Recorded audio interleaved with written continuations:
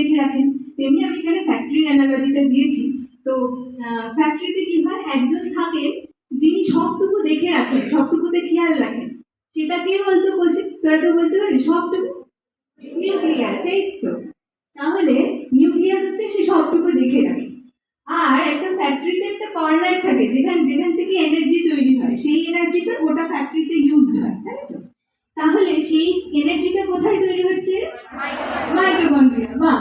তাহলে যেই এনার্জিটা তৈরি হচ্ছে, এনার্জিটা তো কিছু দিয়ে তৈরি হবে, সেগুলো কি রে? না, এনার্জিটা তো এটিপি, কিন্তু এনার্জি তৈরি হওয়ার জন্য কি লাগছে বলো? বলো, আমি শুনতে পাচ্ছি উত্তরটা, বলে ফেলবে। হ্যাঁ, খাদ্য। খাদ্য মানে গ্লুকোজ। ছেলের গ্লুকোজ খুব পছন্দ, ঠিক আছে, গ্লুকন-ডি পছন্দ ছিল, ঠিক আছে।